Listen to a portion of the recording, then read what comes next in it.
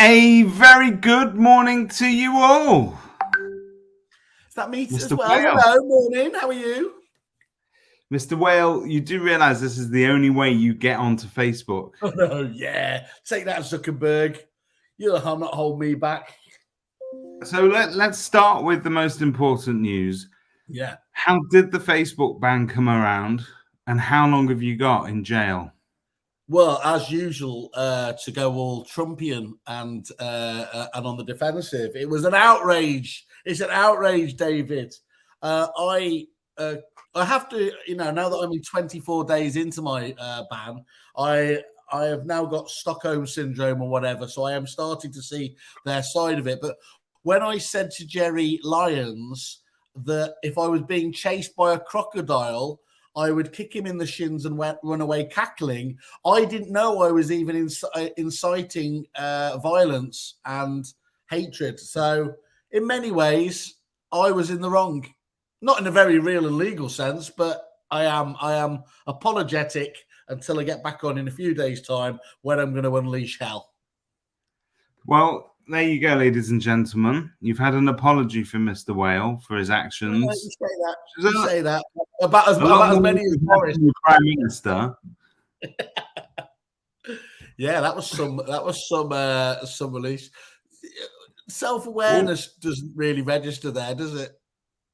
We need to talk about this. Obviously, a lot's happened in the last week in terms of politics. We've lost. Was it at some point? I think we had 29 ministerial positions that were open. Which of course we're now paying the pensions and payoffs for, which is incredible. Well done. Yeah, there. No one really ever thinks about the HR side of these things, but there's obviously that. I'm a detail person, David, so that's what I'm here for. I get that, but what really bugs me is if you sort of look around the Facebook, it's all these people who are now sort of saying, "Oh yeah, good riddance to Boris. He's gone. Thank God now he's gone." But they voted the buffoon in the first place. All the people that the years have told us, you knew what it was like. This is what were you expecting? Suddenly have changed their tunes. But now's not the time to be triumphant. Genuinely, David, I am not as happy as I should have been. I am not trying, and that's not because I always want more. My delivery standard. It's because they'll do the same as they always do. They'll blame it all on the previous incumbent, and the Tories will shed their skin again, and they'll come back. And do you think Starmer's? The problem they've got is if they come up with somebody vaguely boring like a Hunt or someone like that, Starmer's not going to stand out there, is he? So I'm getting ready for a second glorious decade of Tory rule. It's so true, but it says a lot about the British public that we like that have a go mentality, even though you know that Boris shouldn't be running the country. You thought, oh, go on, let him have it.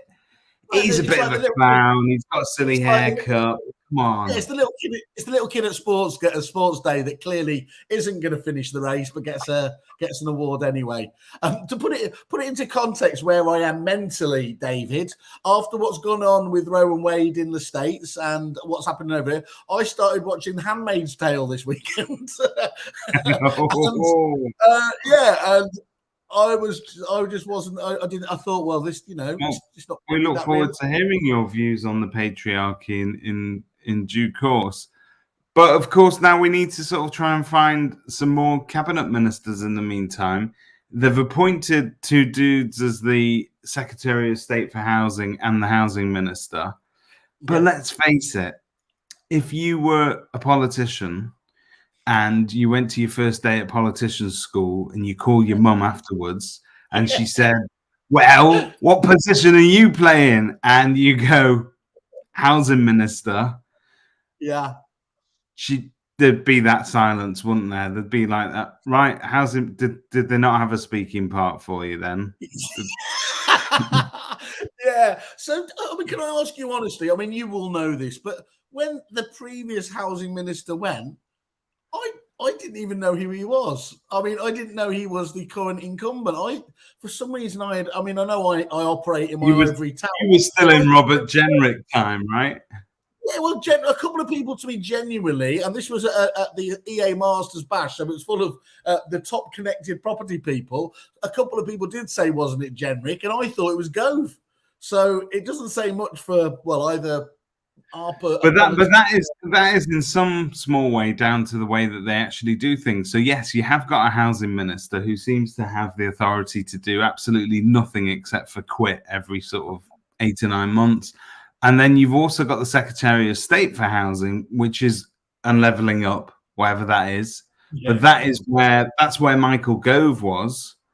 So that's like the daddy position. You've got a junior position, a housing minister, but unless you get sort of Prime Minister or Secretary of State or Chancellor of the Exchequer, no one's really bothered, are they? Just to go back to Gove, who obviously I do need a night out with for no particular reason. Did you see what happened when Boris rang him? And Gove's first response was to say, "Are you quitting?" And Boris just retaining that because he's not an evil man, is he? He's not based about retribution. Said, "Oh no, Mikey, it's you that's going." I thought, wow, that's one way to bury a. Was it Nixon who used to have a hate list, didn't he, and just store that stuff? Do you have a hate list? Do I have a hate list? No, I think in my old age I've given up on hate, Simon. I think love is the way forward. I'm just going to love you. Yeah, I find it difficult enough to cope with the people you actually like rather than those that you don't. Well, I think we should. What I was going to suggest we do, because Graham Wilson, your buddy, came up with a great idea, which was if you could put together your fantasy cabinet made up of people from the property industry, who would you have as your government? Well, we need to do this one properly. Let's do a proper one on this. But I think off the top of my head, given that I've just read Property Industry Eye, I want Russell Quirk to be my Dominic Cummings without a shadow of a doubt. He's got to sit there manipulating everything, hasn't he? Perfect. Can Sean Newman be Minister for Health? In fact, he can't. He's got to be, hasn't he? Yeah, that's a good call, actually. Let's have him do a runoff against Ian Macbeth, who's just done. Have you seen that, by the way? He did a 100-mile run the other day. 100 miles. What are you trying to prove? I know. I'm quite impressed when I do that in the car. Who else is there? You could do 100 miles without having to stop for a wee. That's a marathon. Oh yeah, those achievements. Now we reached the big 5-0. Who else is there? Well, give me some other. Give me some other. Well, okay, I'm going to give you some sensible suggestions. I would like to see Tom McGee in some sort of position. I'm not necessarily sure that he's your front man, though. I don't think he's PM, but I think he'd be a really good. I'm going to have him as vice PM. If that's a position. What? He's wrong. Yeah, he's the Chancellor of the Exchequer, is he? Oh no. Well, I'm definitely going to have Sean. I'm going to have Jim Parker. Sean Adams, Foreign Secretary.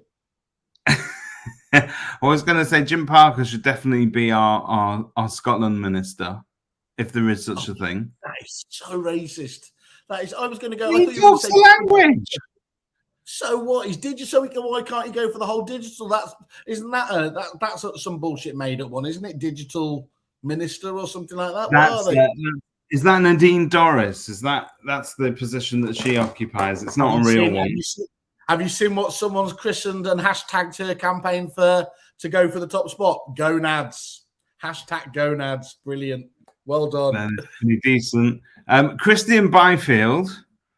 If Russell Quirk is Cummins, who's Minister for Brexit? Do you know what? Andy Overman would be a good Minister for Brexit. No, John Paul, because I think, if I remember, the one for Brexit is also something about strategy as well. And to be fair to John, JP, there's no one better on strategy, is there, and planning, and he likes a bit of the old Brexit as well. He loves a bit of the old Brexit. Yeah, but full fat Brexit, not this watered down stuff that us Remainers have forced on them. Okay, who are you going to have in your top position? What? Chancellor? Prime Minister. No, we'll come to Chancellor in a minute. As Chancellor, you need somebody who's going to be careful with money. So not you. Well, it's Graham Wilson then, isn't it? I've never seen him pay for anything yet. Him or Richard Polframan. They can fight over the bill, or that Split It app where they divert stuff. I don't know. We've got to get Nighty in there somewhere, haven't we? He's got to be the ultimate. Yeah. You know what? It's too male centric as well. We need some industry because I'd have. Here you go, Katie Griffin as Prime Minister. As Prime Minister, excellent. Yeah, no, that's good. Martin Baumer's as her second in command, as he always is. And all of this doesn't matter because, of course, I'm launching a coup in a couple of weeks anyway to take supreme executive control over from the masses. Democracy's failed us, hasn't it, David? So now's the time. It has indeed. Well, let's talk about, since we're talking about politics, let us have a quick look at this video that came out last week. Good morning, I'm live outside a rental property 10 Downing Street. I've just served an eviction notice to the sitting tenant who is refusing to leave the property. The tenant will be leaving at some point, so if you are interested in renting this large dwelling, it comes complete with newly installed cabinet. Speak soon. Now that's, just Oliver. Okay. Dead simple, but dead effective, and it shows the power of video, and particularly if you're able to use a COVID phrase, pivot very quickly. An agent can make relevant content that is humorous. You've got to be really careful, Dave. That's fine. Oliver is a genuinely funny man and everything else, and you've got to stay within your comfort zone, haven't you? I can't believe I'm the person who's saying this, but he came out with that genuinely, almost it seemed to me minutes afterwards, and I think it just hits on everyone there. And that's the whole point that I want to make. If you're out there and you're thinking about doing video content and you are worried about it not being perfect, you're worried about your sound not being perfect, what wins the day is speed, is actually getting it done, getting it out there. I'm going to disagree with you, David. He's disagreeing with David. He's disagreeing with... Okay. I know. Where it goes wrong. Do you remember that? Was it the Boom one that came out straight after the Amber Heard trial? And there was a load of people that were putting out this kind of repeated meme and thing out there that was a lot of people were getting it. I mean, it didn't bother me particularly. I didn't think it was particularly funny taking the piss out of the whole trial and then, talking about you should be dealing with XYZ estate agent. But a lot of people were getting very exercised by it, and exercised in the sense of getting rid of a bad spirit rather than you and me having to walk. That's where we are as in society at the moment. If you have a look at sort of what's on telly, there's not an awful lot out there in terms of political satire or stuff like that, because very often the meme culture of today means that we can actually churn out our own kind of jokes or whatever it is, our own take on what's happening in politics extremely quickly and often more effectively than they're able to. I mean, if you watch the current incarnation of Spitting Image, there's a bit cack. I mean, satire is pretty hard to do at the moment, given that. I mean, you can write The Thick of It, which was still one of the best satires ever, just couldn't take the piss anymore, could it? Because it's beyond mockery. I was watching. Have you watched that Boys series on Prime? The piss take about the superheroes and stuff. And there was I've not got to watching that yet. It's really good. It's absolutely fantastic. Just don't watch it. Just don't watch it with the kids as I did. But there was one of them just talking about PR these days and everything else, and she's lamenting. She's having a go at this main superhero because he's going for all the new normal medium and he's trying to be liked by everybody. And she says, I've got just 7 guys working on social media and memes and everything else, and I've got an army. And that's you can see what's happening in the real world now. That's still what Twitter's about, isn't it? This engaged level of just lunacy. Twitter is this engaged level of anybody can have a go at anybody. and there is absolutely nothing you can do about it. I think it's a very aggressive space. And talking of which, but hang on a minute, though, Dave. That's not strictly true. There's nothing you can do about it. You can make a bid for the company like Musk did. Have you seen how he's collapsed their share price?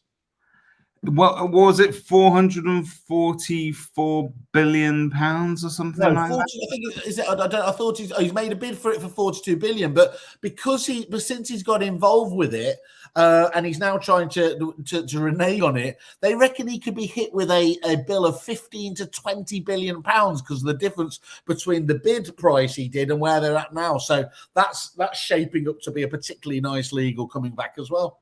But sorry, you were saying here.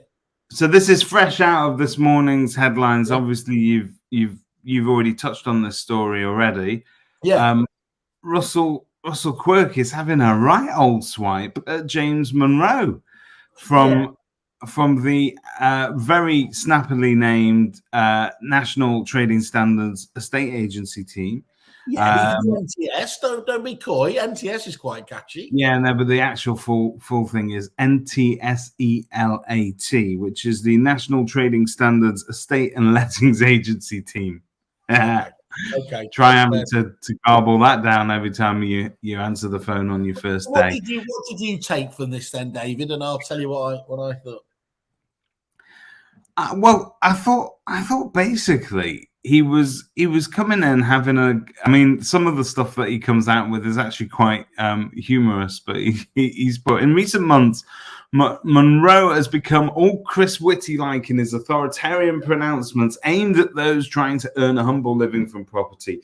So heavy-handed are NTSELAT's interpretations of the consumer protection from unfair trading regulations that you'd be forgiven for expecting further Monroeisms along the lines of mandatory DNA swabs of properties listed for sale to ensure that an absence of any criminal activity, exorcisms of all homes over 20 years old, poltergeists now being declarable as material considerations, in-depth interrogations of neighbours prior to listing going live, and no listings during a full moon. So clearly that's Russell in full-on satire mode. But in effect, what he's lashing out at is small changes that have been happening. So for argument's sake, for years we had price on application, which we're now getting rid of because we think it's too speculative and that people are not really being very open with members of the public in terms of what they wanted. But I'd argue, right, the whole thing about price on application was it would always come up within a certain price category. So you'd know, roughly speaking, what they were looking for. So for argument's sake, if it was a house in Titlarks Hill, wherever that is, and it's about 20 million, right, which we're going to talk about soon, but you would know, even if it said offers in the region of, or whatever it may be, or price on application, you'd know what the price would be. So I'm not sure it's that big a deal. Can we blame this on wokeism? Is there anything, anything we can't blame on there? And here's the man himself. First of all, I learned a lot from that, not least how you actually say mandatory, whatever that word was. Mandatory. Yeah. Mandatory. It's mandatory. So, Russell, you're watching now. You can admit to me, Russell, you've had this article written for a few weeks now, and you were just waiting to cut and paste the enemy over the top of it.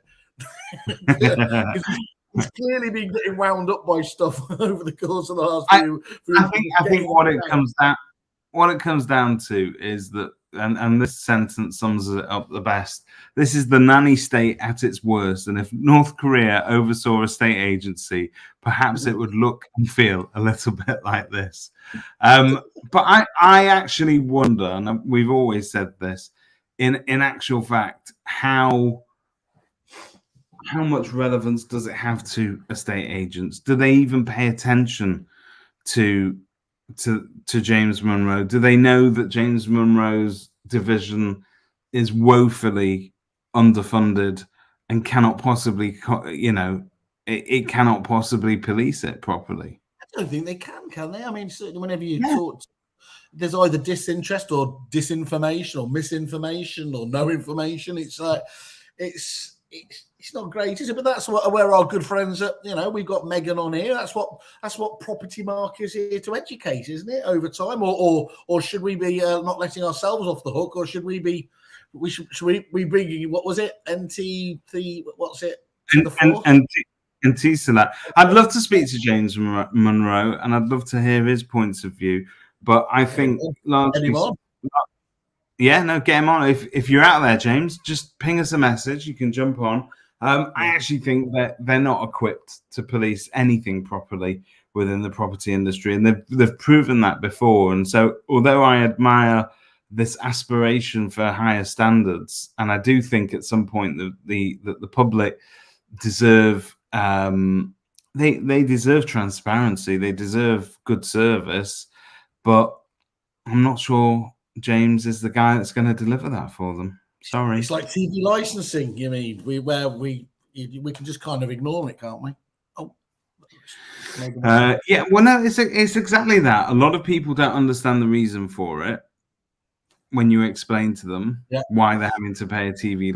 Go and explain to your kids that you need a TV license and in the age of Netflix. Here we are. Look, let's just come back. Here we are. The point is that light regulation is fine, but NTSELATTZREWER or whatever they're called is going too far and insulting the intelligence of the public. Whatever happened to personal responsibility? That's ironic considering this government there, really, isn't it? But, fair enough. I know you've turned on them now. Christian Byfield. More rules without more funding and resources just means more things that can't be enforced. 100%. 100%. And and until, unfortunately, it's one of those things that until they enforce it, and there's been a couple of cases of that, agents don't seem to sort of take it seriously till they know it's actually happening. So it's a bit like a few years ago when with AML regulations, there was this email that was running around. Everybody said, "Oh, look, just be careful. They're coming. They're checking." Then and people started to crack down on it. Yeah, I love the way there's a hot date stroke argument going on in the background. This is a little bit of man love going on there, and the very good camp over there. Anything else in the news that has caught your eye? Well, there's stuff's going on this week that I'm quite intrigued about. I mean, obviously, let's not forget we've got Mr. Byfield there. I'm surprised he's got time to be writing to us because it is Agents Giving Ball this Friday. Where, of course, the famous Agents Dancing or whatever, it's Strictly Dancing, and Mr. Byfield is going to be moving those not inconsiderable hips for charity. I've got to tell you, I've seen some behind-the-scenes footage of Byfield practicing, and all I can say is, watch out, Mavity. He's coming for you. He's got grace, for a man who is slightly on the larger side of Viking. He has got this absolute grace. He seems to glide across the dance. He was always going to be brilliant, wasn't he? That's what I mean. When he did he was ill the one 2 years ago, and then he came on stage and he did the singing, and he was absolutely sickeningly fantastic. So he's got to be in with a chance of the glitter ball, as they say. So can't wait and excited to see there. But that'll be a good night in itself anyway. Some good prizes going on. I look forward to being able to congratulate the winners. It's tough competition. You've got Robert May, who has he stepped into my glittering dance shoes, and he's doing massive shoes to fill. But he is actually a semi-trained ballroom dancer, apparently, and he invented lettings. Let's not forget. Of course, we know that. Katie Paul from Thomas Morris. She's going to be brilliant. I know that. She's. I think you can't. I mean, as somebody who did this, you can't get around the level of terror that you are now at the stage of this week, thinking you are going to have to stand in front of people.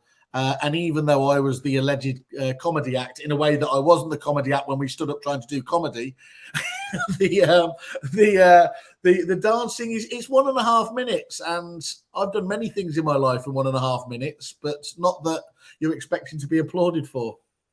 I don't think you've ever had a round of applause for that thing that you're referring to. Yeah, being coy.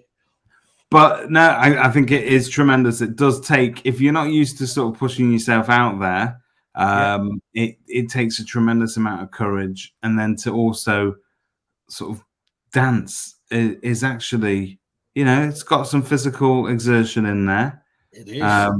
Yeah, just think about how hot it's going to be this week as well. It's the outfits and everything. We're going to be entertained. And anyway, it's all for a fantastic charity.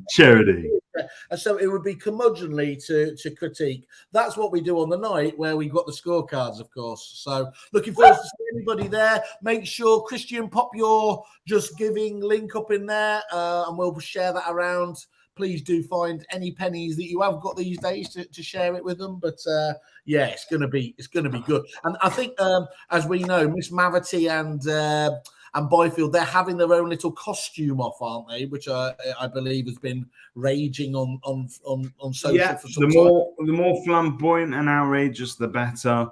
They are really sort of going heart and soul into this whole thing. Yeah, this is a man who wears a Viking outfit to an estate agency do. So I don't think we need to worry about him getting dressed up, do we? I didn't want to say anything to him, but I think the Viking thing has had its day. I gotta be honest.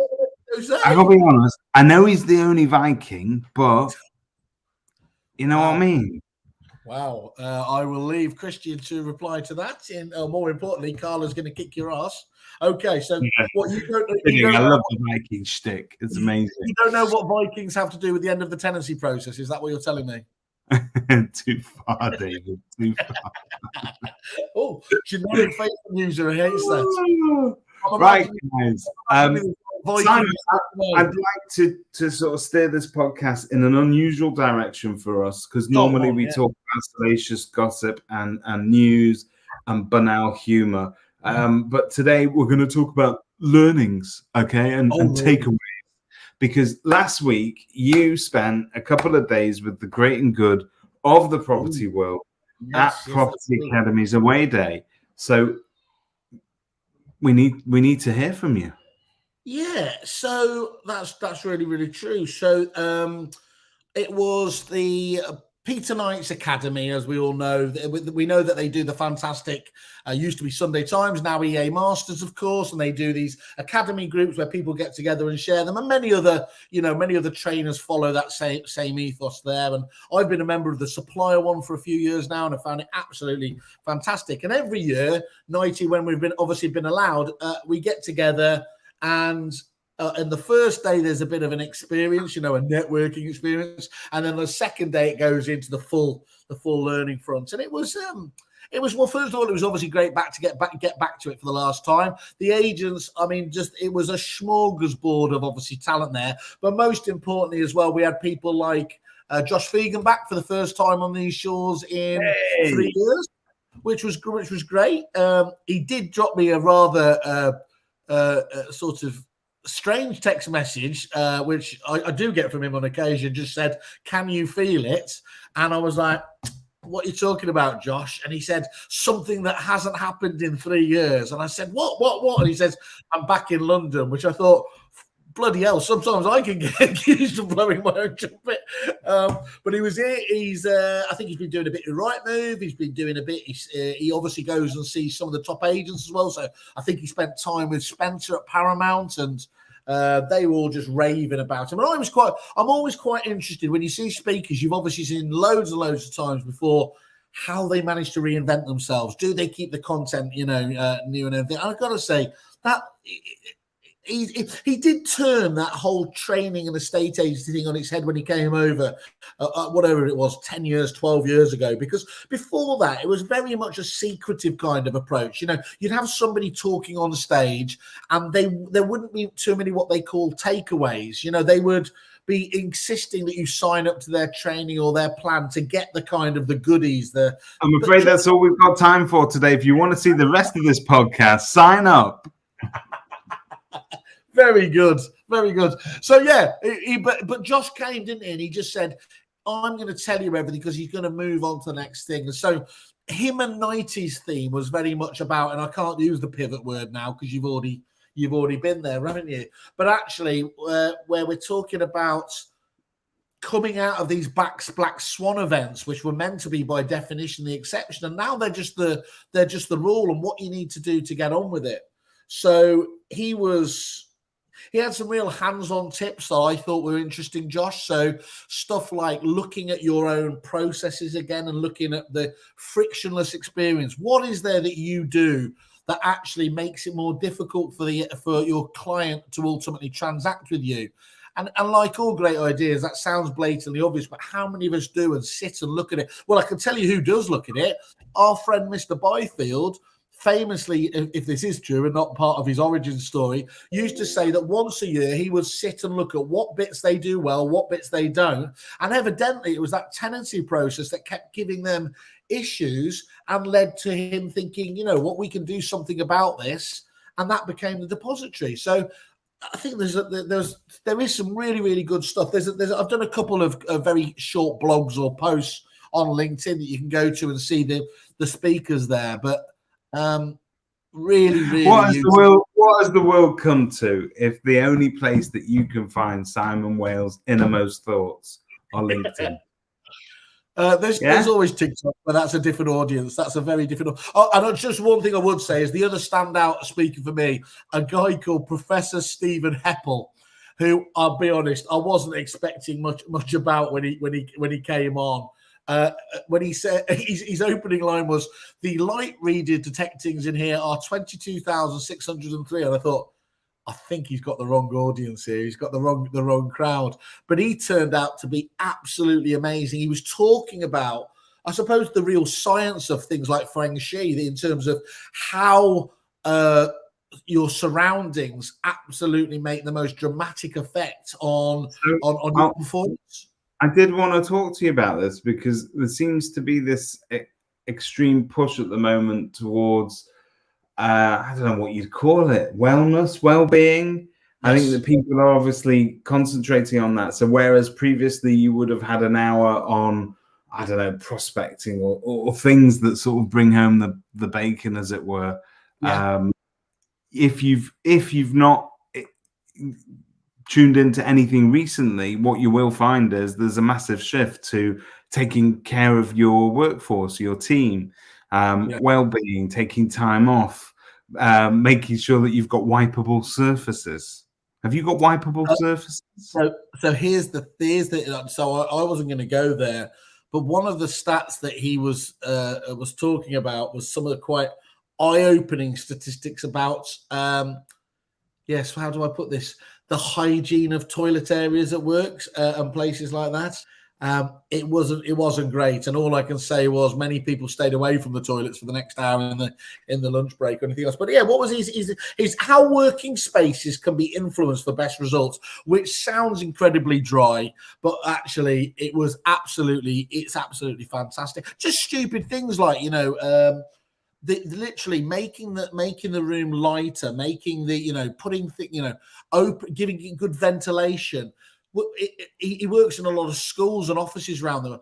They can lead to like 25% improvements in things like focus and ultimately going through to efficiency rates as well. So it was really, really, really, really good. So I wasn't expecting much from him, but he was absolutely incredible. So Professor Stephen Heppel, a man who 90 said has had more letters after his name than 90 had in his name, which I thought was a wonderful intro. Did tell me, you had the man himself there, and I think 90's leadership team has been expanded recently. You've obviously got Peter Rowlings in there, but you also got the recent addition, a new signing, striker that has come in, Mr. Richard Powell-Freeman.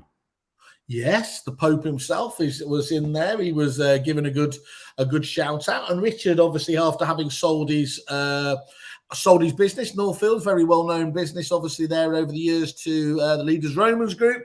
They always do it for a record multiple, don't they? I haven't met anyone yet who sold their Ka-ching.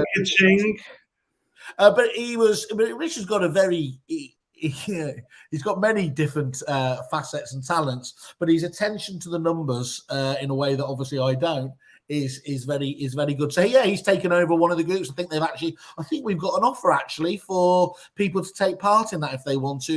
I don't know if it's this week or next week. So anyone who's interested in taking part of that, I can't shout about those groups any more than I can do. I think they're fantastic.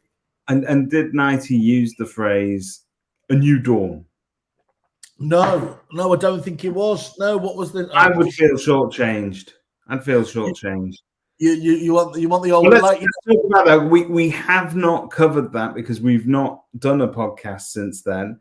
But obviously, part of the news is that this year's EA Masters effectively relaunched with a new principal partner on the market. So you see a lot of Jason Tebb in his. I don't know if you watched any of the opening ceremony, but Jason's got this fantastic sort of gaming chair. It looks like either looks like Davros or he looks. Oh yeah, you expected him to turn full and just be stroking a white cat.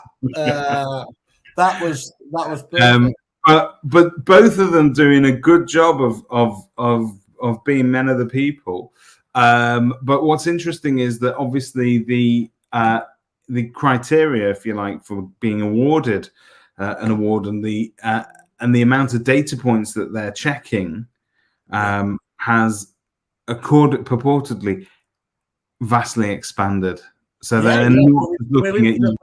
We're into data lakes and deep data and data, as Josh would have called it. Yeah, no, they've really gone to. I think 90 and the team at EA Masters there, they've really gone out listening to what some of the agents have had to say. Is they want more feedback about where they can improve. Always looking to like deepen the amount of data that ultimately these people are evaluated on. And I believe that now that they're getting to the right data, David, that Normie and Co have finally been recognised as we knew they always should have been. The glitterati, the Illuminati. It's it's interesting. Almost all the agents in our patch seem to have an award. So when they sell speedy boarding to everybody for like 99p and everyone just buys it, and then the speedy boarding queue becomes longer than the actual queue. Yeah. And you feel embittered. So this year, if they don't sell all the tickets for EA Masters, I'd be very, very surprised. Yeah. But it does work at any kind of an award. We've covered this extensively. It does resonate with members of the public. I don't know if you went up to your average member of the public and went, "Best estate agency guide, you ever heard of it?" Yeah, they probably wouldn't know where to find it without Googling something like that. But it is important. Interesting to see the perspective of, whether you like On the Market or not, or the history of it. It certainly has he's a very compelling frontman, Jason. Look, I've always been Team Tebb. # Team Tebb has been, before all these Johnny-come-latelys there, I've always been a big fan of his. I think he's put such a level of, well, let's face it, persona around a business that had none before, about the personal face of that. So just on any basic level. And then I think some of the deals he's done have absolutely been fantastic. And even teaming up with 90 years. So if anybody is an OTM member, they can get a reduced price on the ticket. So, it's not the reason to join OTM. But what I'm saying is he's always looking to add extra value, isn't he, to what they're doing at the moment. Let's face it, these tie-ups, they are very helpful to the organisers. So EA Masters, obviously, and people like them need principal partners to back the massive effort that they're making in terms of keeping standards high and trying to sort of rate all those agents. But there's a lot of money involved as well. It may come as no surprise to anybody, but it's also very good for those principal partners as well. So Rightmove for many, many years enjoyed that privileged position of being almost responsible for the metric that decided whether or not you were good enough to get one of these awards. And whether you like it or not, I think it actually did wonders for their business. And you've seen the headlines this morning. They're about to release their 6-month results. Now that they've got that principal partner sponsorship back on their bottom line. Yeah, they have. I mean, what they've done really well there, I think, at EA Masters is they've obviously Jason's come on board with OTM as the main one, but I believe that the other portals are still involved there as well, aren't they? So it's not got you haven't got this kind of this exclusivity, and if they can tap into what all the different portals do and all the different data points and all that can only help the process, can't it? As far as I can see. So look, I mean, ultimately, you fall into two camps here. You either like awards or you don't, and it's like Brexit or Remain. There, you're never going to convince somebody else that it's not. But you don't pay anything for it to get into the top 5% or anything else there. Whatever level of evaluation it is done honestly and independently there, and that if you can't present that right to your audience, aka the public, then you're doing something wrong. Absolutely, that's the bottom line. There is no point in being a great agent if you're not able to demonstrate to the public what makes a great agent, the reasons that they should be using people who've got a code of practice, they've got a bit of integrity, wouldn't harm them at all. But more importantly, they offer a level of customer service, which I think is the key to everything today. Whatever metric you pick to rate an agent, be that time to sell, percentage over asking price, whatever it is. And these are metrics that are very much bandied about these days. What it really comes down to is, did you deliver them an outstanding service? Yeah. And do they appreciate that? David, you just mentioned Peter Rowlings there, who I will never take an opportunity not to mention and go all misty-eyed about. And he was there on Friday again, and I was told this story again to whoever would listen, is that at the old Sunday Times Awards, Peter... I had a long conversation with Peter because he just won the 3rd customer service when he was at Marsh and Parsons Award for the 3rd year in a row. And he was genuinely, I mean, I know that some people kind of go over the top in terms of, but he was genuinely pleased. And I asked him why he was so pleased about it. And he said, well, other than obviously the big overall award, everybody who was in that massive ballroom where they were getting awards were doing the numbers largely. They were performing and hitting it. But what he said was, could all of their clients genuinely say they'd had a great experience and come out the other side saying, you know what, that worked for me? And of course, that was where the Venn diagram kind of fell apart, didn't it? He really understood that actually, if you can do both things, if you can hit the numbers and you can largely get the customer service thing, you're going to be in a very special place with a long-term performing business. And I just don't know how anyone can kind of disagree with that level, really. I mean, I would go so far as to say that these days the public is so much focused on the standard of service that they get out of any support, and it doesn't matter what service that they're taking. So we're talking about a state agency here, but if you talk about booking a rental car, going on holiday, buying whatever product you want, we're in this culture now where we react very strongly to things that displease us. So we will leave a negative review to punish a particular provider of a service. But equally, if we've had an outstanding experience with them, we will then leave them that review. And I can't help but think that is the only thing that kind of matters long term with estate agents, is that these vendors might not remember how many thousands over the asking price you got them, but I think they are going to remember the sort of way that you made them feel whilst they were a customer of yours. Exactly, spot on. Well, let me just touch on, you had spoke about some of the other speakers there that might not have resonated with me. And for the first time, actually, that one really didn't resonate. And I can only assume it's because I had about 3 minutes sleep on the second day of it. If you were to hear that I was to have to sit through a talk that was titled "Become Your Own CEO, aka Chief Effervescent Officer," how do you think I would have responded? Guys, well, I want to just give you a little insight into working for Simon Whale. Great boss, but also probably the worst boss you've ever had, all at the same time. The other day, this is a true story, only happened on Friday. I had to pay for something, and my colleague Emma was saying, look, how are we going to pay for this? I said, well, we need the credit card. Have you got it? No, Simon's got it. Let's get him on the phone. And so I put him on speakerphone and dialed him. And Simon said, yeah, right, no problem. I'll text over the card details. Bye. And she said to me, is it just me, or is it like he's trying to put the phone down from the minute he answers the phone? And I said, no, that is classic. That is classic Simon Whale. With most bosses, you think, shit, I don't want to talk to the boss. He's going to ask me. He's going to ask me that. Simon's the polar opposite. It's like he calls and then he is trying to get out of that conversation. Feel awkward. First of all, I don't agree with boss, and I know you don't. So, secondly, that wasn't the full story, because the first thing you said to me when you got on the phone was, I am on loudspeaker. you were well, I always have terms. I have to always give that parental guidance warning when I'm on a conversation with you.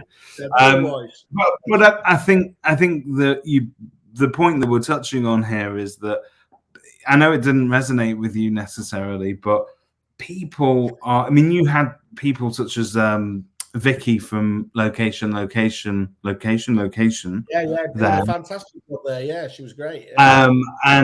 But she's one of these inspirational leaders, isn't she? In terms of the way that she marshals her team members, and she nurtures them, and she challenges them, but she also gives. I mean, one of the things that I saw the other day was they did an interview with somebody that was leaving location. That was just brilliant. Absolutely. That was a masterclass because it came across as genuine. It was nice and relaxed. And if I was a customer watching that, I think, wow, what a fantastic company. They really do look after their employees. This is more than just, standard transactional estate agency. This is a company that has a bit of an ethos and cares about their team. But I think the expectation's there, isn't it? That you're going to be able to look after that team and to nurture them. What a wonderful, rather than being embarrassed about it, and that people obviously logically move on it and time there, as you said, to just focus on all the great stuff and the good stuff that they were, and of course showing as well that people can leave businesses and still think the very best about them as well. And you need to go see that. Go to the platform, the only one that I'm still allowed on for the moment, on LinkedIn, and see that video, because it's well worth looking at. Also, I've got to say, actually, just to tie it back, as we do so professionally here, you are right about how impressive Vicky is, and that's why in my role as a Agents Giving board member, I ran to her and pleaded with her to do an auction for Friday, an auction prize, and I am very pleased to say, at least she agreed on the night. I don't know whether she would do when she woke up. She's going to do a come dine with me experience, cooking a fantastic Greek. I've got to tell you, I had a tiny snippet of this when we did the Agents Giving Dragon Boat race. Yeah, she was on our team, as was Jason, I think, from Location. And they were fabulous teammates. But at halftime, she broke out seemingly endless picnic. It just went on and on and on forever. That woman is a feeder. Well and truly. So whoever wins that prize, it's fabulous. There's a few, and the one thing that I did like, she was quite clear. She danced around it for a while, but what we came down to, I let her off. I said, "There's not going to be any vegetarians allowed bidding for this, is there?" Because that was going to just make the whole thing too difficult to administer. So, if you call with lamb, bid on Friday. So that's where you're going. And then, so just going back to that as well. Though, David, the last person that they had on, who was dealing with the very real world scenario of how difficult it is to relax, to sleep, and everything else in this digital world. So the title was Digital Detox: How to Sleep Better in an Always On World. It was just dealing with that fact that we've obviously got these around us, and fantastic as they are, Last thing you obviously, you click onto, you click on the morning, it was like 90% or whatever of the people in that room, before they even jump out of bed are checking their work emails. And loads of handy hints for how you can actually kind of, to tone yourself down, tear yourself away from these things. It was a bit ironic. I mean, I met somebody the other day and they were talking about sleep science and the fact that it's seemingly, I don't think I sleep deep enough. So you have to get to that level where you go into, is it REM sleep, where you literally, it's where your organs kind of shut down to the level of just on standby. Your organs shut down a long time ago, my friend. A real long time ago. But basically, you get to that level of sleep where it's deep relaxation and you are completely asleep, rather than that very light level of sleep, which if you're not careful, if you're getting too much of the latter, you are going to end up making yourself ill, because the physical side effects of that, your body will tally up the score. If you want to go into that deep REM sleep, you can listen to the Estate Agency podcast. Hey! And a good morning to Luke Sinclair and to Stephen Brown and Andy Overman. We do miss you so much, and look forward to seeing you back on the screen. That was wonderful, wasn't it? That was wonderful at the NEA conference. Just moseying out of there and just bumping into Mr. Stephen Brown, where he quite rightly said, "Where's my trophy from last year, you big fat bastard?" So we walked out of the conference and we hit this busy high street in the middle of the city of London, and you could have bumped into anybody out there. It was, bustling, wasn't it? And we see this. He's a lot taller in real life than he seems on the telly, Stephen Brown. He's certainly solid. When I gave him the man hug, he was ripped. He's a lovely man, and I am looking forward to seeing what the next phase of his computers and laptops for schools campaign is doing. It's still going. He's raised something ridiculous. I think it's way in excess of 100,000, if I'm not mistaken. Wasn't he taking it out into other industries, which I think was a fantastic idea, really, if he can. I think it was an idea that they were going to start to sort of do all sorts of sponsorship, school sports and stuff like that, just sort of adding value where it's needed. And but what he managed to do, but he's a lovely guy. I've not heard anybody with a bad word to say about him. And if you meet anyone with a bad word, you tell me and I'll get them. Okay, that'd be good. And on that very menacing note, what have you got planned for the? Oh, can I talk to you about one thing? We've gone on about EA Masters. We've gone on about the metric for the agents being judged. Do you have a couple of minutes to talk to me about how the suppliers are being judged this year? Because Kerfuffle is actually collecting in those survey results. So let's talk a little bit about that. Over to you, Simon. This is what's so fantastic about us, David, in terms of, first of all, you calling me ridiculously boss. Secondly, us pretending to be a business where in the last minute of a podcast, we think, should we try a plug for the business that we actually try to run? We're down to, there's a little indicator of how many people are watching this live. There's 3. I'm one of them. So the other one is my mum, and for Graham Wilson, who is the third guy. Let's tell Graham how we're rating those suppliers today. I'll just ring him up, Graham. Yeah, it's like this. So the judging this year is all done via kerfuffle.com, done on there obviously with and for EA Masters. You just need to, as an agent, you just need to go to kerfuffle.com/EA Masters. David, if you could whack it into the comments, that would be fantastic there.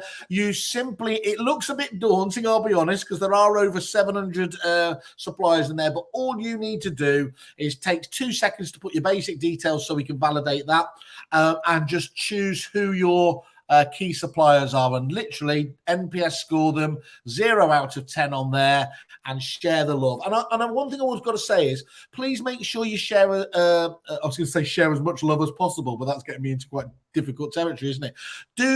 What tends to happen with ratings and reviews, don't they? You tend to go for bullshit or brilliant. You either only mark the ones you hate with 0s, or you go for the 9 and 10s.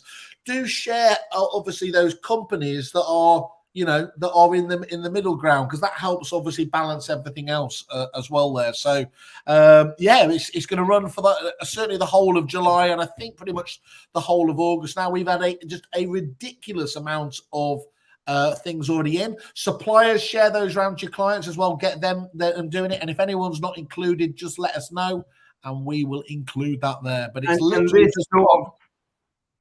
this sort of NPS scoring it's vastly important, not just because it helps us to award certain suppliers with an award. That's great, that's fantastic, but it effectively helps to set the metric by which you judge all good suppliers going forward. So if the winner this year is Kerfuffle, which clearly it can't be, but if the winner was this year Kerfuffle, we'd be looking at the reasons that has that they've scored so highly. Is it the customer service? Is it the fact that their reps get back to you quicker? Is it the fact that they're always developing new iterations of their software? Are they always adding value? Does this piece of kit actually add to your bottom line? Are these things that just make your life easier, free up your time? So all of those things we need to know about, and that really becomes very much important, because we're so good at dictating to agents nowadays in a standardized format what makes a great agent. We know that they've got to have good customer service. They've got to get back to their vendors very quickly, that they've got to constantly be explaining things. They've got to be adding value, and they've also got to be achieving certain metrics when it comes to pricing and time on the market. All of those things we know, but we only know them because that's how the judge over years, that's where we've whittled it down to. We need to do the same for suppliers. So it's really, really important to get your feedback. Yeah, ultimately this, how many people get involved with it show how much more relevant it is. And what the key thing about the NPS is, it will expose those people, and we all know who they are, that maybe are very good at marketing and being very promotional, and let's say do their own net promoter scores, which a lot of people find a different experience to when they're doing with them. So this is where you get, don't not get involved and then moan about the fact you've had a bad experience with somebody. It's only by sharing this information and acting like a genuine community will you get, highlight the best ones and get rid of the worst ones. Correct. The right place to bitch about bad service is not on your Facebook groups, everybody. It's score them. Let's have a level playing field. Let everybody have access to that information. And let those suppliers, more important, it's not about taking down certain people. It's about allowing them the opportunity to learn and improve. No, taking down people is in a very different place, which we'll be announcing soon. Yes, the Kerfuffle wrestling competition in conjunction with Agents Together. Well, that's it. Have a wonderful week. Do you know what's happening this week at Kerfuffle that makes it a little bit more special? Is this the week you finally oust me? Well, no. I forgot about this, but I had agreed.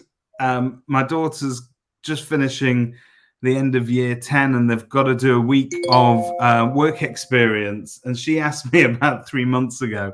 No. Could I have some work experience? And I said, yeah, don't worry, no problem at all.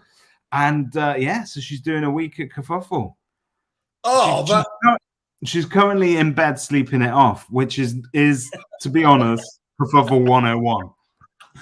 And on that note, I'd also like to say, I'm not going to get done. I'm not going to get done for child slavery, am I? That's not going to be the sort of. That's not going to be where we go with this. I didn't even think. Is it slavery if you pay them? No. By definition, it can't be. Let's negotiate a wage later. We'll talk about that. Want to send much love to our Kerfuffle cleaner, as you used to call her. Sarah. Yeah. Terrible that. she's injured her leg and she's laid up. So much love to her while she's listening.